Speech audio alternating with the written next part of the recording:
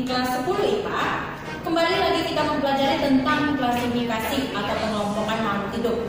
Nah, di sini kita akan mempelajari tentang dasar-dasar klasifikasi.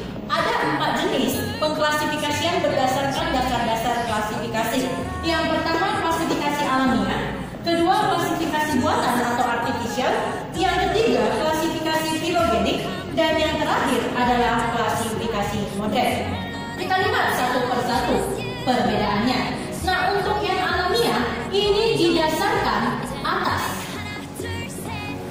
bentuk morfologi secara alami atau bentuk alaminya secara alami. Nah, kita lihat di sekeliling kita ada yang berbentuk tanaman seperti pohon, misalnya ada yang berbentuk pohon. Contohnya di Masukala itu ada pohon jambu, kemudian ada pohon beringin, kemudian ada pohon mangga. Nah, itu bentuk-bentuk daripada pohon. Nah, kemudian ada yang berbentuk seperti pohon tapi bukan pohon, disebut dengan bentuk perdu.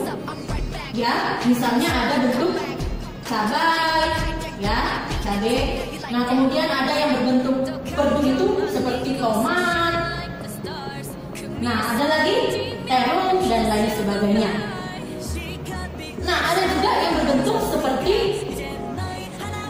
rumput. Ya, contohnya ada rumput teki, ilalang, dan lain-lain. Nah, jadi dasar dari pengelompokan alamiah ini adalah sesuai dengan morfologi atau bentuk luarnya. Nah, selanjutnya ada yang diklasifikasikan secara buatan. Ya, ini diklasifikasikan oleh Carolus Linnaeus. Nah, dia mengklasifikasikan buatan ini berdasarkan fungsinya. Jadi ini didasarkan fungsinya.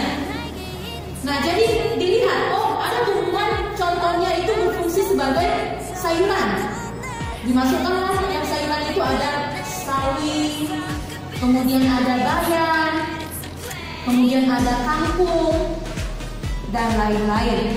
Nah, selanjutnya ada yang diklasifikasikan berfungsi sebagai obat-obatan.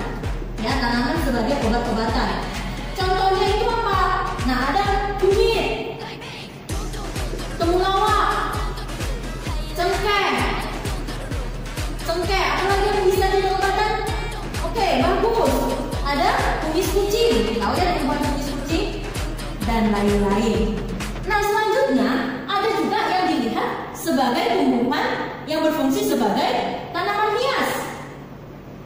Tanaman hias, contohnya adalah bunga mawar, anggrek. Kemudian apa lagi? Iya, yang biasa adalah bunga melati. Nah, itu dan lain-lainnya. Jadi sesuai fungsinya itu masuk ke artificial. Nah, selanjutnya ada klasifikasi filogenik. Ini didasarkan atas kekerabatannya atau kedekatannya. Misalnya, secara filogenik didasarkan bahwa manusia dengan monyet itu memiliki kekerabatan. Karena apa? Karena memiliki yang namanya bentuk tubuh yang hampir mirip. Begitu juga dengan kelenjar susu atau mamalia. Nah, kemudian ada juga yang didasarkan kekerabatan. Contohnya apa? Harimau, kucing, kemudian singa. Mereka dikatakan kerabat karena memiliki gigi taring. Jadi itu adalah didasarkan atas filogenik atau kekerabatannya. Nah, yang terakhir adalah klasifikasi modern. Sesuai dengan namanya modern, berarti ini lebih mendasarkan atau didasarkan atas ya molekul atau molekulernya, baik itu dari gen atau DNA. Jadi sebenarnya hampir mirip dengan filogenik ya kekerabatannya, tapi yang modern ini didasarkan atas kesamaan DNA-nya gitu. Ya. Jadi inilah 4 dasar-dasar dari pengklasifikasian. Oke, baik. Kita akan lanjutkan tentang sejarah perkembangan klasifikasi. Jadi ada 7 ya sejarah perkembangan klasifikasi. Yang pertama akan diawali dengan sistem dua kingdom yang diperkenalkan oleh Aristoteles. Jadi pada dasarnya pertama sekali yang ditemukan itu adalah, atau pengklasifikasian yang pertama kali adalah dua kingdom. Yang pertama itu adalah kingdom Plantae, di mana setiap kingdom Plantae ini adalah yang memiliki klorofil dan autotrof, atau dapat membuat makanan sendiri, ya. Jadi arti autotrof dapat membuat makanannya sendiri. Sedangkan yang kedua itu disebut dengan kingdom Animalia. Ya, kingdom Animalia ini disebut sebagai yang tidak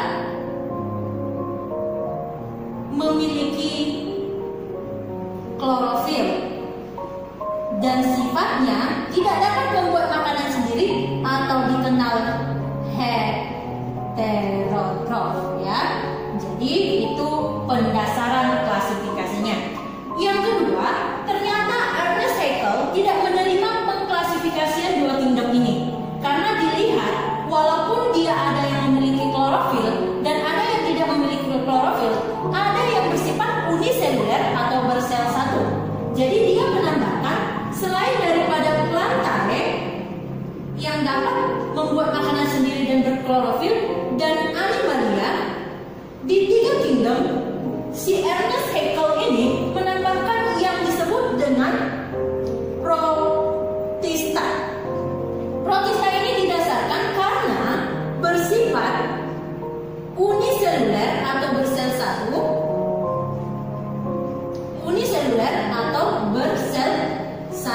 Jadi si Ernest Haeckel mengembangkan klasifikasi bukan hanya dua kingdom, tapi tiga kingdom, yaitu Plantae, Animalia, dan ditambah Protista. Nah, kemudian Herbert Copeland melihat bahwa walaupun dia bersifat uniseluler, ada lagi yang harus dipisahkan. Jadi ditambahkan si Herbert Copeland, selanjutnya ada kingdom yang baru selain daripada Plantae, Animalia, Protista yang sudah ditemukan di awal-awal. Maka yang terakhir di 4 kingdom, si Herbert menambahkan yang disebut dengan Monera. Ya. Nah, apa itu Monera? Ini disebut dengan uniseluler atau bersel satu, tapi tidak memiliki, tidak ya, dicerdas bawahi biar paham, tidak memiliki membran inti. Apa sih membran inti itu, teacher? Jadi kalau kita pelajari sel, ya mungkin waktu SMP masih diingat, ini ada membran sel, kemudian ini ada inti sel. Jadi intinya tanpa membran, inti tanpa membran atau pembungkus. Jadi setiap yang tidak memiliki membran atau pembungkus ini dikenal dengan istilah atau disebut prokaryotik, atau dia masuk kingdom Monera. Jadi setiap kingdom Monera ini uniseluler iya, tapi dia tidak memiliki membran inti. Sedangkan Protista ini bersel satu dan bermembran, atau dikenal dengan istilah eukariotik. Oke, bisa ya? Nah, selanjutnya seorang ilmuwan baru menemukan lagi yang bernama Robert Hardy Whittaker atau Robert Whittaker, yaitu sistem 5 kingdom, ya. Di sini udah ada Plantae, Animalia, Protista, dan Monera. Kemudian dia bilang, ternyata ada tumbuhan yang nggak berklorofil. Sehingga selain daripada Plantae atau yang memiliki klorofil, Animalia di mana dia tidak memiliki klorofil, kemudian Protista, yang ketiga ya tadi Protista, dia memiliki membran inti dan uniseluler, kemudian Monera. Selanjutnya pada 5 kingdom ditambahi yang namanya jamur. Kenapa ditambahin ini? Karena dikatakan memiliki hifa tetapi tidak berfotosintesis dan tidak memiliki klorofil. Nah, jadi dia seperti tumbuhan tapi tidak berklorofil sehingga dimasukkan ke kingdom baru yaitu fungi. Nah, selanjutnya si Carlos, ya. Di sini si Carlos membagi kingdom Monera menjadi dua. Ya, dia nggak setuju kalau Monera itu hanya satu. Ya, jadi di sini tadi sudah ada Plantae, ada Animalia, kemudian ada Protista. Ya, tadi kenapa ada ini sudah kita jelaskan di awal. Kemudian ada fungi. Maka di yang keenam kingdom ini Monera dibagi menjadi dua. Yang pertama ada dikenal dengan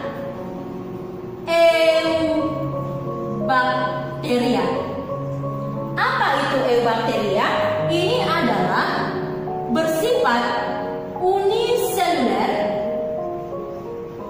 dan dinding sel